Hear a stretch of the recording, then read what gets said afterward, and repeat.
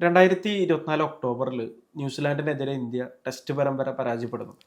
ഇപ്പോൾ ജനുവരി 2026 ഏകദിന പരമ്പര പരാജയപ്പെടുന്നു. അതും ന്യൂസിലാൻഡിനെ സംബന്ധിച്ച് ബൗളിങ്ങിൽ ഒരു അത്ര മികച്ച ഒരു താരങ്ങളില്ലാതെ ഒരുപാട് പുതുമുഖങ്ങളുള്ള സീനിയർ താരങ്ങളൊക്കെ വിശ്രമിക്കുന്ന അല്ലെങ്കിൽ മറ്റു പല ഉത്തരവാദിത്തങ്ങളും നിർവഹിച്ചുകൊണ്ടിരിക്കുന്ന ഒരു ഘട്ടത്തിൽ നടന്നൊരു പരമ്പരയിൽ ഇങ്ങനൊരു തോൽവി ഇന്ത്യ ഏറ്റുവാങ്ങി എന്നുള്ളത് എടുത്ത് പറയേണ്ട ഒരു കാര്യം തന്നെ. അത് മാത്രമല്ല, ഗംഭീറിന്റെ കീഴിൽ ഇത് വളരെ ഗംഭീറിനെ സംബന്ധിച്ച് വളരെയധികം നിരാശപ്പെടുത്തുന്ന ഒരു കാര്യം തന്നെയാണ്. കാരണം ന്യൂസിലാൻഡ് ഇതുവരെ ഇന്ത്യയിൽ ഏകദിന പരമ്പര വിജയിച്ചിട്ടുണ്ടായിരുന്നില്ല. അപ്പോൾ അങ്ങനെ ഒരു ചരിത്രം കൂടി ഇപ്പൊ തിരുത്തപ്പെട്ടിരിക്കുകയാണ്. അപ്പൊ ഈ രണ്ട് ചരിത്രങ്ങൾ ഇപ്പൊ ന്യൂസിലാൻഡിനെതിരെ ടെസ്റ്റിൽ സമ്പൂർണ്ണ പരാജയം ഏറ്റുവാങ്ങിയത് ഗംഭീറിന്റെ കീഴിൽ, അതുപോലെ തന്നെ ഏകദിന പരമ്പര ഈ രീതിയിൽ പരാജയപ്പെട്ടതും ഗംഭീറിന്റെ കീഴിൽ എന്ന് പറയുന്ന ഒരു വല്ലാത്തൊരു സാഹചര്യത്തിലൂടെയാണ് ഇപ്പോൾ ഇന്ത്യൻ ക്രിക്കറ്റ് കടന്നു പോകുന്നത്. നമുക്ക് ഈ മത്സരത്തെ കുറിച്ചിട്ട് കൂടുതൽ കാര്യങ്ങൾ പറയാനുണ്ട്. നമുക്ക് അതിലേക്ക് കടക്കാം. ഈ പറഞ്ഞ പോലെ തന്നെ നമുക്ക് ഗംഭീറിന്റെ അതിൽ നിന്ന് തുടങ്ങേണ്ടി വരും. കാരണം നമ്മൾ ഗംഭീർ ഈ ടെസ്റ്റ് പരമ്പരയിലെ തുടർച്ചയായ തോൽവികൾ, ന്യൂസിലൻഡിൽ ശേഷമുള്ള തോൽവികൾ വരുന്ന സമയത്ത് അദ്ദേഹം പറഞ്ഞത് ലിമിറ്റഡ് ഓവർ ക്രിക്കറ്റിൽ എൻ്റെ ടീം കീഴിലാണ് ഈ ടീം ജയിക്കുന്നത്, പിന്നെ ചാമ്പ്യൻസ് ട്രോഫി, ഏഷ്യ കപ്പ് നമുക്ക് പറഞ്ഞു പോയത്. നമുക്കറിയാം ചാമ്പ്യൻസ് ട്രോഫി നമുക്ക് നേടിയ ടീം തന്നെയായിരുന്നു, മികച്ച ടീം തന്നെയായിരുന്നു.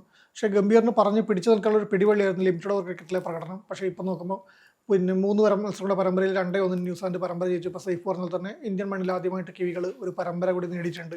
അതും ഗംഭീറിന് വരുന്നതാണ്. ഗംഭീറിൻ്റെ നെറ്റിയിൽ മറ്റൊരു പൊന്തൂവൽ തന്നെ വേണ്ടി പറയേണ്ടി വരും. ആ രീതിയിലേക്കാണ് പോകുന്നത്. മത്സരത്തിലേക്ക് വന്നു കഴിഞ്ഞാൽ നമുക്കറിയാം, നമ്മൾ ബാറ്റിങ്ങിൽ നമ്മൾ ഏറ്റവും കൂടുതൽ നമ്മുടെ സ്ട്രെങ്ത് ബാറ്റിംഗ് ആണ് നമ്മൾ കരുതുന്നത്. ടോപ്പ് ഓർഡറിലും ആയാലും മൊത്തത്തിൽ നമുക്ക് ഒരു ബാറ്റിംഗ് ഡെപ്ത് കൂടുതലുള്ള ടീമാണ്, മികച്ച ബാറ്റ്സ്മാനുള്ള ടീമാണ്. പക്ഷേ ഇന്നലെ നോക്കുമ്പോഴേക്കും 4 പ്രധാനപ്പെട്ട താരങ്ങൾക്ക് സംഭാവന ചെയ്യാൻ വേണ്ടി പറ്റുന്നില്ല. കോഹ്ലി ഒറ്റക്കൊരാണ് ടീമിനെ മുന്നോട്ട് ചേസ് മാസ്റ്റർ എന്ന് പറയേണ്ടി വരും. ആ പ്രകടനം തന്നെ പുറത്തെടുക്കാൻ വേണ്ടി ശ്രമിക്കുന്നു. അതിൽ ലോവർ മിഡ് ഓർഡറിലും വാലത്ത് മണ്ണിൽ 2 പേരെ കൂട്ടുപിടിച്ചിട്ട് ചെറുതിൽപ്പെടുത്തുന്നു. 200 റൺസോളം വരുന്ന പാർട്ണർഷിപ്പ് 2 പേര് 150 റൺസിൻ്റെ പാർട്ണർഷിപ്പ് 2 പേരും വെച്ച് നോക്കുന്നു. പക്ഷേ പൊരുത്തി എത്താൻ വേണ്ടി പറ്റുന്നില്ല, വീഴുന്നു, അവിടെ തീർന്നു. ഈ പറഞ്ഞ പോലെ മുന്നിൽ ഒരു ടോപ്പ് ഓർഡർ നൽകുമ്പോൾ തീർന്ന ഒരു താരത്തിനും കൂടെ പിന്തുണ കിട്ടിയതെങ്കിൽ ഒരു താരം നമ്മൾ ഗില്ലും രോഹിത്തും രാഹുലും അയ്യരും 4 പേരും പരാജയപ്പെടുന്നു. അതിൽ രാഹുലോ അയ്യരോ ഗില്ലോ ഏതെങ്കിലും ഒരു താരത്തിൻ്റെ പിന്തുണ ഉണ്ടായിരുന്നെങ്കിൽ മത്സരത്തിൽ ചിലപ്പോൾ ഇന്ത്യ ജയിച്ചാണ്. അതുകൂടി നമ്മൾ പറയേണ്ടതുണ്ട്. പക്ഷേ അത് ഉണ്ടാവുന്നില്ല. ബൗളിങ്ങിലേക്ക് വരുമ്പോൾ നമുക്കറിയാം, ബൗളിങ്ങിൽ നമ്മൾ ഏറ്റവും മികച്ച ടീം നമ്മൾ ഇന്ത്യൻ മണ്ണിൽ ഇന്ത്യയുടെ ഏറ്റവും വലിയ കരുത്ത് പറഞ്ഞാൽ ബോളർമാരായിരുന്നു. ആ സ്പിൻ ബോളർമാർ നമ്മൾ പ്രത്യേകിച്ച് പറയുന്നതാണ്, സ്പിൻ കളി എടുക്കുന്നത്. പക്ഷേ ബോളർമാരുടെ ഇന്ത്യയിലെ പ്രകടനം എപ്പോഴും നമുക്കൊരു ആശ്വാസമായിരുന്നു. പക്ഷേ ഈ കഴിഞ്ഞ 2 മത്സരങ്ങൾ പരാജയപ്പെട്ട 2 മത്സരങ്ങൾ നോക്കിയാൽ ബോളർമാരുടെ പ്രകടനം വളരെ നിരാശപ്പെടുത്തുന്നതാണ്. അതിൽ സ്പിന്നർമാരിലേക്ക് വരുമ്പോൾ തന്നെ എത്ര ഒരു മൂർച്ചയില്ലാത്ത സ്പിന്നായിട്ട് മാറുന്നുണ്ടോ എന്നൊരു സംശയം വരുന്നുണ്ട്. കുൽദീപിൻ്റെ ഒക്കെ പ്രകടനം കഴിഞ്ഞ 2 മത്സരം വിലയിരുത്തുമ്പോൾ അങ്ങനെ 1-2 മത്സരം കൊണ്ട് വിലയിരുത്താൻ പറ്റുന്ന താരങ്ങളല്ല ഇവരൊന്നും, അത് വ്യക്തമാണ്. പക്ഷേ എങ്കിൽ കൂടി വരുൺ ചക്രവർത്തിയെ പോലുള്ള താരങ്ങൾ പുറത്തിരിക്കുന്ന സമയത്ത് അത് അവർക്കൊക്കെ അവസരം ലഭിച്ചാൽ, വരുൺ ചക്രവർത്തി അടുത്ത കാലത്ത് ഉണ്ടാക്കിയ ഇമ്പാക്റ്റ് നമുക്കറിയാം T20 ക്രിക്കറ്റിലായി തന്നെ. അപ്പം അവർക്കൊരു അവസരം ലഭിച്ചു കഴിഞ്ഞാൽ ഒരു മാറ്റം ഉണ്ടായേനെ എന്നൊരു ചെയ്യുന്നുണ്ട്. ലോകകപ്പ് അടുത്ത് വരുമ്പം നമുക്ക് T20 അവരുടെ സ്ക്വാഡിലേക്ക് താരങ്ങളെ കരുതി വെക്കുന്നത് ഒക്കെ ശരിയാണ്. എന്നൊക്കെ പറയുമ്പോഴും ഈ ഒരു അവസരം ഇങ്ങനൊരു പരാജയത്തിലേക്ക് ടീം വീഴുന്നത് ഒരു നാണക്കേട്. ഇപ്പം പറയുമ്പോൾ ന്യൂസിലാൻഡ് വെച്ച് നോക്കുമ്പോൾ ഒരു ആശ്വാസമാണ്. ഒരു പരമ്പര ജയം ഇന്ത്യയിൽ നേടാൻ വേണ്ടി പറ്റി. അത് ഈ പറഞ്ഞാൽ തന്നെ ഒരു യുവനിര വന്നിട്ട് ബാറ്റിംഗ് കരുത്ത് നമുക്കറിയാം. നമ്മൾ കഴിഞ്ഞ ദിവസം പറഞ്ഞിരുന്നു, ഇന്ത്യയുടെ ശക്തി ബാറ്റിംഗ് കരുത്താണെങ്കിൽ അതേ കരുത്ത് തന്നെയാണ് ന്യൂസിലാൻഡിനുള്ളത്. ഡാരി മിച്ചൽ വീണ്ടും തെളിയിച്ചു ഇന്ത്യയിൽ തൻ്റെ പ്രകടനം മികച്ച രീതിയിൽ അവർക്ക് വിജയിക്കാൻ വേണ്ടി. ന്യൂസിലൻഡ് തലയെടുപ്പോടെ മറങ്ങാം, ഗംഭീറിന് സംഘത്തിന് തലതാറ്റി ഇവിടെ തന്നെ തുടരാം എന്ന് പറയേണ്ടി വരും. തീർച്ചയായിട്ടും നമ്മൾ ഈ ബാറ്റർമാരുടെ പ്രകടനം പറയുമ്പോൾ ടോപ്പ് ഓർഡർ ഇന്ത്യയുടെ ഒരു കരുത്തായിരുന്നു ഒന്നാമത്തെ കാര്യം. അത് നിങ്ങൾ പറഞ്ഞത് കറക്റ്റാണ്. പക്ഷേ ഈ മൈതാനത്തെ ഇൻഡോറിലെ മുൻകാല ചരിത്രം നോക്കിക്കഴിഞ്ഞാൽ ഇൻഡോറിൽ ഏറ്റവും കൂടുതൽ ഫോം ആയിട്ടുള്ള താരങ്ങളാണ് ആരൊക്കെ? രോഹിത്, ഗില്ല് ഇതിന് മുമ്പ് ഇവിടെ കളിച്ച 2 മത്സരങ്ങളിലും സെഞ്ചുറി അടിച്ചിട്ടുണ്ട്. അതുപോലെ തന്നെ ശ്രേയസ് അയ്യർ ഇവിടെ കളിച്ച ഏക മത്സരത്തിൽ സെഞ്ചുറി അടിച്ചിട്ടുണ്ട്. ഇപ്പം ഈ ഒരു ഇങ്ങനെ നിൽക്കുന്ന ഒരു സമയത്ത് ഇവിടെ 5 മത്സരങ്ങൾ കളിച്ചിട്ട് 99 റൺ മാത്രം എടുത്തിട്ടുള്ള വിരാട് കോഹ്ലി, നമ്മളറിയാം വിരാട് കോഹ്ലി ആ പ്രശ്നം പരിഹരിച്ചു. അതായത് ഇൻഡോറിലെ വിരാട് കോഹ്ലിയുടെ ഇതുവരെയുള്ള ആ ഒരു മോശം പ്രകടനം എന്നുള്ള രീതിയിലുള്ള പ്രശ്നം പരിഹരിച്ചു. അതേസമയം ഇന്ത്യയുടെ മറ്റുള്ള ഈ പറയുന്ന ടോപ്പ് ഓർഡർ അവിടെ മികച്ച റെക്കോർഡുള്ള താരങ്ങളെ നിരാശപ്പെടുത്തുന്ന ഒരു പ്രകടനം കാഴ്ചവെച്ചു. പ്രത്യേകിച്ച് ന്യൂസിലാൻഡിനെ, ഞാൻ അടുത്തത് വരുന്നതാണ്, ന്യൂസിലാൻഡിനെ ഇത്രയും വലിയൊരു സ്കോറിലേക്ക് ന്യൂസിലാൻഡ് എത്തില്ലായിരുന്നു. ഇന്ത്യയുടെ മധ്യനിര ഓവറുകൾ സ്പിന്നർമാർ വളരെ നല്ല രീതിയിൽ പന്ത് എറിയുമായിരുന്നെങ്കിൽ ഈ ഒരു രീതിയിലേക്ക് എത്തില്ലായിരുന്നു എന്നുള്ളതാണ് നമ്മൾ എടുത്തു പറയേണ്ടത്. നമുക്ക് ആദ്യത്തെ 2 ഓവറിനിടയിൽ 2 ഓപ്പണർമാരെ നമ്മൾ പുറത്താക്കിയിട്ടുണ്ട്. ഹർഷിത് റാണെ അതുപോലെ തന്നെ ഹർഷ്ദീപും 2 പേരും ന്യൂ ബോളിൽ നല്ല രീതിയിൽ പന്ത് സാഹചര്യമാണ് ഉണ്ടായത് തീർച്ചയായിട്ടും. പക്ഷെ അവിടെ നിന്ന് അങ്ങോട്ട് ഈ ഡാരൽ മിച്ചലും അതുപോലെ ഈ ഗ്ലെൻ ഫിലിപ്സും ഒക്കെ എടുത്ത അവരൊരു ബാറ്റിംഗ് ഇത് നോക്കി 25 ഓവറിൽ 119 റണ്ണാണ് അവരെടുക്കുന്നത്. അത് കഴിഞ്ഞിട്ട് അവരൊരു അനൗദ്യോഗിക ബ്രേക്ക് എടുത്തതിൽ അമ്പയർമാരൊക്കെ ചെറിയ ഇത് വരുന്നുണ്ട്.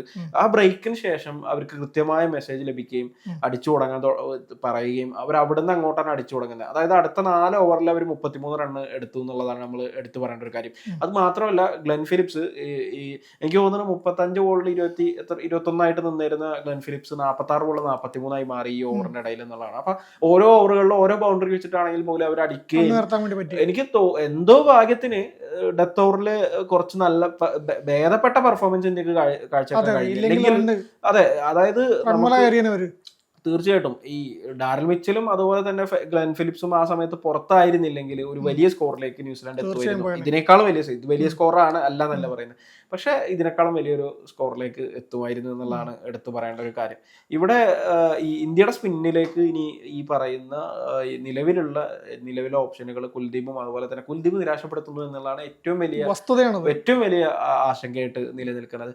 വരുൺ ചക്രവർത്തിനെ കൂടി കുൽദീപിനെ സംബന്ധിച്ച് പ്രഷർ ഉണ്ട് എന്നുള്ളതാണ് നമ്മൾ എടുത്തു പറയുന്നത്. മിച്ചല് വളരെ കുൽദീപിനെ തെരഞ്ഞു പിടിച്ചടിക്കുക എന്നുള്ള രീതിയിലുള്ള ഇതാണ്. കുൽദീപ് വന്ന ആദ്യത്തെ ബോളിൽ തന്നെ ഡാരൽ മിച്ചല് 6 അടിച്ചു എന്നുള്ളതാണ് അതെ എടുത്തു പറയേണ്ട കാര്യം. എന്താണെന്ന് വെച്ചാൽ തൊട്ട് മുന്നത്തെ മത്സരത്തിൽ കുൽദീപിന്റെ പന്തുകളിൽ നിന്ന് മാത്രം അർദ്ധ സെഞ്ചുറി അടിച്ചിട്ടുണ്ട് ഡാരൽ മിച്ചല്. അപ്പൊ ആ മിച്ചല് കുൽദീപ് വന്ന ആദ്യത്തെ പന്ത് തന്നെ 6 അടിച്ചു.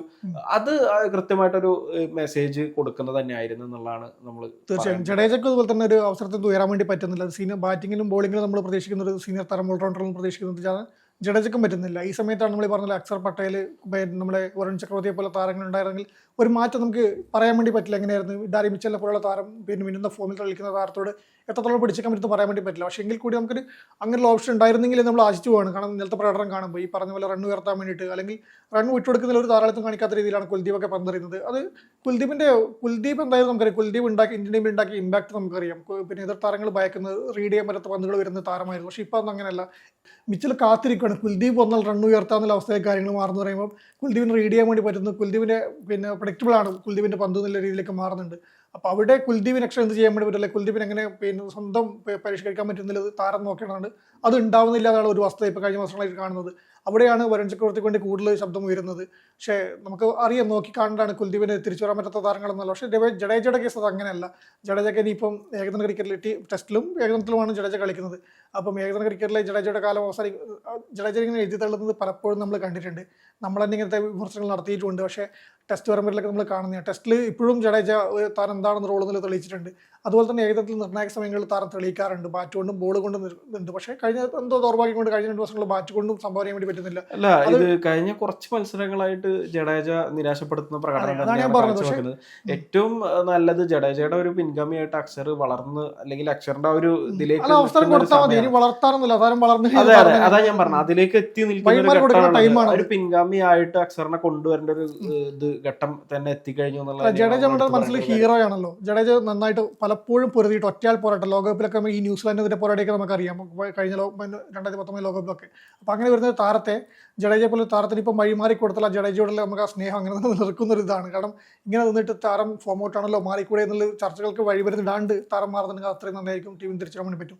ഇനിയിപ്പോൾ നമുക്ക് പരമ്പരയിൽ ഇപ്പോൾ പറഞ്ഞാൽ തന്നെ ബോളിങ്ങിൽ ഒരുപാട് അപാകതകൾ നമുക്കുണ്ടായി. അതിനേക്കാൾ നന്നായിട്ട് ഇന്ന് നമ്മൾ പറഞ്ഞ അനുഭവ സമ്പത്ത് കുറവെന്ന് പറഞ്ഞ പിന്നെ ന്യൂസിലാൻഡ് ബൗളർമാർ പന്ത് നന്നായിട്ട് എറിഞ്ഞു. ടോപ്പ് ഓർഡർ ഇന്ത്യയെ ഒരു ഫുൾ ഷേക്ക് ചെയ്യാൻ വേണ്ടി പറ്റിയിട്ടുണ്ട്. ഇപ്പം ഗംഭീറിന്റെ കീഴിൽ വീണ്ടും ഒരു ഏകദിന പരമ്പര കൂടെ പോയിട്ടുണ്ട്. ഇപ്പം T20 പരമ്പരയാണ് വരുന്നത്. ആ സ്ക്വാഡിന്റെ കരുത്തിലാണ് എനിക്ക് ഗംഭീറിനെ പിടിച്ചേക്കേണ്ടത്. അതും കൂടി ഇല്ലെങ്കിൽ ഗംഭീറിന്റെ ഒരു കാര്യത്തിൽ തീരുമാനമാണെന്നാണ് എനിക്ക് ഏകദേശം തോന്നുന്നത്. തീർച്ചയായിട്ടും നമ്മൾ ഗംഭീറിന്റെ കാര്യം പറയുമ്പോൾ ലിമിറ്റഡ് ഓവർ ക്രിക്കറ്റ് പറഞ്ഞുകൊണ്ടാണ് ഗംഭീർ പിടിച്ചു നിന്നിരുന്നത്. പക്ഷെ ഈ പരമ്പരയിലെ ഒരു പ്രകടനം എന്ന് പറയുമ്പോൾ അതിന്റെ അപകടം നമ്മൾ കഴിഞ്ഞ മത്സരങ്ങളിൽ തന്നെ തിരിച്ചറിഞ്ഞതാണ്. ന്യൂസിലാൻഡിനെ സംബന്ധിച്ച് ഇപ്പൊ രണ്ടാമത്തെ ഏകദിനത്തിൽ നമ്മൾ തിരിച്ചറിഞ്ഞ ചില പ്രശ്നങ്ങളുണ്ട്. അതായത് ഇന്ത്യയുടെ ഏറ്റവും വലിയ ഇന്ത്യയുടെ ഏറ്റവും വലിയ ദൗർബല്യം അത് വളരെ കൂളായിട്ട് ന്യൂസിലാൻഡ് ഉപയോഗപ്പെടുത്തി എന്നാണ് ഞാൻ വളരെ വ്യക്തമായിട്ട് പറയുന്നത്. മധ്യ ഓവറുകളിൽ കൃത്യമായിട്ട് ഇന്ത്യൻ ബോളർമാരുടെ മേലെ ആധിപത്യം സ്ഥാപിക്കുന്നത്, ഡാരൽ മിച്ചൽ ആധിപത്യം സ്ഥാപിക്കുന്നത് നമ്മൾ രണ്ടാമത്തെ ഏകദിനത്തിൽ തന്നെ കണ്ടിരുന്നു. ഈ മൂന്നാമത്തെ ഏകദിനത്തിലേക്ക് വന്ന സമയത്ത് നമുക്കറിയാം, ആദ്യം ന്യൂസിലാൻഡ് വിക്കറ്റുകൾ നഷ്ടപ്പെടുമ്പോൾ ഈ ഡാരൽ മിച്ചൽ നിലവിൽ നമുക്കറിയാം ഇപ്പോൾ റാങ്കിങ്ങിൽ ഒരു കോമ്പറ്റീഷനും ഇതൊക്കെ നടന്നുകൊണ്ടിരിക്കുന്നത്. എന്തായാലും അടുത്ത റാങ്കിങ് വരുമ്പോൾ എന്തായിരിക്കും മിച്ചലിന്റെ റാങ്ക് എന്നുള്ള ഒരു ഊഹം നമുക്ക് വളരെ വ്യക്തമായിട്ടുണ്ട് മൈൻഡിൽ. പക്ഷെ കോഹ്ലി സെഞ്ചുറി അടിച്ചിട്ടുണ്ട്. അപ്പൊ മിച്ചലിന് അറിയാം എങ്ങനെയാണ് നേരിടേണ്ടത്, എങ്ങനെയാണ് തന്റെ മുന്നിലുള്ള ബോളേഴ്സിനെ എങ്ങനെ ഇത് ചെയ്യണം, അല്ലെങ്കിൽ ഇന്ത്യക്ക് ഇന്ത്യക്കെതിരെ പർട്ടിക്കുലർലി ഇപ്പൊ ഈ ടീമായിട്ട് വന്നിട്ട് അവർ ജയിച്ചു എന്ന് പറയുമ്പോൾ അവരുടെ കരുത്ത് ബാറ്റിംഗ് ആയിരുന്നു. ആ കരുത്തിനെ അവർ മാക്സിമം ഉപയോഗപ്പെടുത്തി. ആ കരുത്തിനെ മാക്സിമം ഉപയോഗപ്പെടുത്തുന്നത് ഏത് ഘട്ടത്തിലാണ് എന്നുള്ളത് വളരെ വ്യക്തമായിട്ട് അവർക്ക് അറിയായിരുന്നു. അപ്പൊ എന്ത് സംഭവിച്ചത് എന്താണെന്ന് വെച്ച് കഴിഞ്ഞാൽ ന്യൂസിലാൻഡിനെ ഈ മൂന്നാമത്തെ ഏകദിനത്തിലേക്ക് വന്ന സമയത്ത് കൃത്യമായിട്ട് നമുക്ക് മിച്ചലിന് വില്യങ്ങിന്റെ സപ്പോർട്ട് കിട്ടി. അതുപോലെ തന്നെ ഏറ്റവും നല്ല രീതിയിൽ ഫിലിപ്സിന്റെ സെഞ്ചുറിയും കൂടി വന്നെന്നുള്ളതാണ്. അതൊരു ബോണസ് തന്നെയായിരുന്നു. ഫിലിപ്സ് ആണ് റണ്ണ്. അല്ല, നമ്മൾ കഴിഞ്ഞ മത്സരത്തിൽ പറഞ്ഞാണ് ആ താരം പിന്നെ എങ്ങനെയാണ് സപ്പോർട്ട് കൊടുക്കുക, മിച്ചലിന് സപ്പോർട്ട് കൊടുക്കുന്നത്. മിച്ചലിന്റെ ഒരു അസാമാന്യ പ്രകടനം കൊണ്ട് അധികം പ്രശംസ ലഭിക്കാണ്ട് പോകാണോ എന്നുള്ള സംശയം മാത്രമേ ഉള്ളൂ. അതെ അതെ അതെ, തീർച്ചയായിട്ടും. 25 ഓവറിൽ 119 എന്നുള്ള ആ ഒരു ഘട്ടത്തിൽ നിന്ന് അവർ 40 ഓവറിൽ 238 ആയി എന്നുള്ളതാണ് എടുത്തു പറയേണ്ടത്. അപ്പൊ അവിടെ അവർ ആക്സലറേഷൻ കൃത്യമായിട്ട് ആ 15 ഓവറുകളിൽ കൃത്യമായി ആക്സലറേഷൻ നടത്തുകയും കൃത്യമായിട്ട് അവർ പെർഫോമൻസ് ചെയ്തു എന്നുള്ളതാണ്. ഇന്ത്യയുടെ ബൗളിങ്ങിലേക്ക് വന്നു കഴിഞ്ഞാൽ സിറാജ് ഒരു ഭേദപ്പെട്ട പ്രകടനം നടത്തിയിരുന്നു. 10 ഓവറിൽ 43 എന്ന് പറയുന്ന ഏറ്റവും ഇക്കണോമിക്കലായിട്ട് പന്തെറിഞ്ഞത് സിറാജ് ആയിരുന്നു. പിന്നെ ഹർഷ്ദീപ് 3 വിക്കറ്റ് വീഴ്ത്തിയിട്ടുണ്ട്. പക്ഷെ 63 റണ്ണാണ് വഴങ്ങിയിട്ടുള്ളത്. കുഴപ്പമില്ല എന്ന് പറയാം. ഈ ഇത്തരം ഹൈ സ്കോറിംഗ് മാച്ചസിൽ ഇപ്പൊ നിലവിലെ ഏകദിന ക്രിക്കറ്റിൽ നമുക്കറിയാം 300-ലധികമുള്ള റണ്ണൊക്കെ വളരെ അധികം നമുക്ക് കാണാൻ കഴിയുന്നുണ്ട്. അപ്പൊ ആ ഒരു ഘട്ടത്തിൽ നമുക്ക് ഓക്കെ എന്ന് പറയാം. പക്ഷെ ഹർഷിത് റാണ 3 ഓവറിൽ 84 റണ്ണ് ആണ് വഴങ്ങിയിട്ടുള്ളതാണ് എടുത്ത് പറയേണ്ടത്. പിന്നെ കുൽദീപ് യാദവിനെ സംബന്ധിച്ചിട്ടാണെങ്കിൽ 6 ഓവറിൽ 48 റണ്ണ് വഴങ്ങിയിട്ടുണ്ട്. ആകെ 12 ഓവറാണ് സ്പിന്നേഴ്സ് എറിഞ്ഞിട്ടുള്ളത്. അപ്പൊ അതും 6 ഓവറിൽ 35 റണ്ണാണ് രവീന്ദ്ര ജഡേജ ഇത് ചെയ്തത്. പക്ഷെ മറുവശത്ത് ഇപ്പൊ ഇന്ത്യയുടെ ബാറ്റിങ്ങിലേക്ക് വന്നു കഴിഞ്ഞാൽ ഹർഷിത് അർദ്ധ സെഞ്ചുറി നേടി എന്നുള്ള അതൊരു വളരെ ഒരു പോസിറ്റീവ് ആയിട്ടുള്ള ഒരു ഘടകമായിട്ട് നമുക്ക് കാണാൻ പറ്റും. പിന്നെ അർദ്ധ സെഞ്ചുറി അങ്ങനെ തന്നെയാണ്, പോസിറ്റീവ് തന്നെയാണ്. ഈ പറഞ്ഞ 2 താരങ്ങളുടെയും യുവതാരങ്ങളുടെയും ആദ്യ അർദ്ധ സെഞ്ചുറിയാണ് വന്നത്. അപ്പോൾ രണ്ടുപേരും നമുക്ക് ഒരു പ്രതീക്ഷയുള്ള, നമ്മൾ ഈ പറഞ്ഞ പോലെ നിതീഷിനെ നമ്മളൊരു പേസ് ബോളർ ഓൾറൗണ്ടറായിട്ട് എടുക്കാൻ വളർത്തിക്കൊണ്ടുവരാണെന്ന് നമ്മൾ പലപ്പോഴും പറയുന്നതാണ്. പക്ഷെ അതിലേക്കൊരു വലിയൊരു ചൂടുവെപ്പാണ്. ഇപ്പം അങ്ങനെ മുൻനിര തകർന്നപ്പോൾ 2 താരങ്ങൾ കോഹ്ലിക്ക് സപ്പോർട്ട് കൊടുക്കാൻ, വിജയത്തിലേക്ക് എത്തിക്കാൻ പറ്റില്ലെങ്കിൽ സപ്പോർട്ട് ചെയ്യാൻ വേണ്ടി ഉണ്ടായിരുന്നു. പക്ഷെ ഞാൻ അതിനെ കുറച്ചും കൂടി ഇതായിട്ടാണ് കാണുന്നത്. ഇപ്പോൾ ടോപ്പ് ഓർഡർ കൊളാപ്സ് നമ്മൾ എപ്പോൾ വേണമെങ്കിലും പ്രതീക്ഷിക്കേണ്ട കാര്യം തന്നെയാണ്. അപ്പോൾ ഇന്ത്യനെ സംബന്ധിച്ച് ടോപ്പ് ഓർഡർ മാത്രമല്ല, മധ്യനിരയിൽ KL രാഹുൽ വരെ ഒരു പ്രശ്നം ഇന്ത്യക്ക് നേരിടേണ്ടി വന്നു എന്നുള്ളതാണ്. ഇപ്പോൾ 6 പന്തിൽ 1 റൺ KL രാഹുൽ നേടുന്നത്. അപ്പൊ അങ്ങനെ ഒരു ഘട്ടത്തിൽ നിൽക്കുന്ന സമയത്ത് കോഹ്ലിനെ പോലുള്ള ഒരു ഒറ്റയാൻ അവിടെ ഒറ്റക്ക് പോരാടിക്കൊണ്ടിരിക്കുന്ന സമയത്ത് ഇവര് കുറച്ചും കൂടിയൊക്കെ ഒരു ഞാൻ പറയാം എന്താ വെച്ചാൽ ആ ടൈലൻഡ് വരെ എത്തി വെച്ചില്ല. അവസാനം നോക്ക് 40 റണ്ണിന്റെ ഡിഫറൻസ് ആണ്. 4 ഓവർ ബാക്കി എടുക്കുന്നുണ്ട്. ഒരു 2 വിക്കറ്റ് ഇത് ചെയ്ത് ശ്രദ്ധിക്കേണ്ട. അപ്പൊ ഹർഷിത് അടിച്ചിട്ടുള്ളത് 4 6 4 4 ആണ്. അല്ല, ഹർഷിതിന്റെ ഒരു ശൈലി അങ്ങനെ തന്നെയാണ്. കൂടുതലും ഒരു ആ രീതിയിലേക്ക് ബൗണ്ടറികൾ നേടുക. നമുക്കറിയാം വലിയ ടെക്നിക്കലി വളരെ കൃത്യമായി അങ്ങനെ നോക്കുന്ന ഒരു പ്രകടനമൊന്നും പ്രതീക്ഷിക്കേണ്ടതില്ല. പക്ഷെ എനിക്ക് തോന്നുന്നത് നിതീഷ് റെഡ്ഡിക്ക് കുറച്ചും കൂടിയൊക്കെ ഒന്ന് നിൽക്കുകയായിരുന്നെങ്കിൽ. അതുപോലെ തന്നെ ജഡേജനെ നമ്മൾ പറയണം. ജഡേജ ആ ഘട്ടത്തിൽ ബോളിങ്ങിൽ തീരെ ജഡേജക്ക് ഇത് ചെയ്യാൻ പറ്റുന്നില്ല. എനിക്ക് തോന്നുന്നത് ലാസ്റ്റ് 11 മാച്ചിൽ ആകെ 5-6 വിക്കറ്റ് വീഴ്ത്തിയിട്ടുള്ളൂ എന്ന് തോന്നുന്നു. മിക്ക മത്സരങ്ങളും വിക്കറ്റ് ഇല്ല എന്നുള്ള ഒരു സാഹചര്യമാണ് ജഡേജയുടെ സാഹചര്യം. അപ്പൊ ആ ഒരു സാഹചര്യത്തിൽ ബാറ്റിങ്ങിൽ ഇപ്പൊ നമ്മൾ ടെസ്റ്റിൽ അത് കണ്ടിട്ടുണ്ട്. ടെസ്റ്റിൽ ബാറ്റിങ്ങിൽ കോൺട്രിബ്യൂട്ട് ചെയ്യുന്ന ജഡേജനെ നമ്മൾ കണ്ടിട്ടുണ്ട്. പക്ഷെ ആ ഒരു രീതിയിലുള്ള ഒരു കോൺട്രിബ്യൂഷൻ അവിടെ വന്നില്ല എന്നുള്ളതാണ് നമ്മൾ എടുത്ത് പറയേണ്ട ഒരു കാര്യം. പിന്നെ ന്യൂസിലാൻഡിനെ സംബന്ധിച്ച് ഇപ്പൊ അവസാന വിക്കറ്റുകളൊക്കെ നമുക്ക് നേടാൻ പറ്റിയിട്ടുണ്ടെങ്കിൽ പോലും പല താരങ്ങളും അവസാന സമയത്ത് അടിക്കുകയും റൺ ഉയർത്തുകയൊക്കെ ചെയ്തിട്ടുണ്ട് എന്നുള്ളതാണ് എടുത്ത് പറയേണ്ടത്. എന്തായാലും 337 എന്ന് പറയുന്ന ഒരു വലിയ സ്കോർ ന്യൂസിലാൻഡ് നേടുകയും ഇന്ത്യനെ സംബന്ധിച്ച് അത് അതിലേക്ക് എത്താൻ കഴിയാതെ എന്നുള്ളതാണ് ഇതിന്റെ ഒരു സാധ്യതയായിട്ട് നമ്മൾ പറയാനുള്ളത്. എന്തായാലും ഇനിയിപ്പോ കുറച്ച് കഴിഞ്ഞിട്ടാണ് നമുക്ക് ഏകദിന പരമ്പരയൊക്കെ വരുന്നത്. ജൂലൈയിൽ ഇംഗ്ലണ്ടിനെതിരെ നമുക്ക് പരമ്പര വരുന്നുണ്ട്. അപ്പൊ ഇനിയിപ്പോ T20യുടെ തിരക്കുകളാണ്. എന്തായാലും T20 പരമ്പര ഒരു ആശ്വാസ ജയം ഇന്ത്യക്ക് നേടാൻ കഴിയട്ടെ എന്നാണ് നമ്മൾ പ്രതീക്ഷിക്കുന്നത്. അങ്ങനെ തന്നെ സംഭവിക്കും. സമയം മലയാളം വാർത്തകൾ ഇനി ടൈംസ് ഓഫ് ഇന്ത്യ സൂപ്പർ ആപ്പിലും. ഇതിനായി പ്ലേ സ്റ്റോറിൽ നിന്നോ ആപ്പ് സ്റ്റോറിൽ നിന്നോ times of India app install ചെയ്യൂ. മലയാളം ഭാഷ തിരഞ്ഞെടുക്കൂ. വാർത്തകൾ ആസ്വദിക്കാം. എല്ലാം ഇനി സമയത്തിൽ.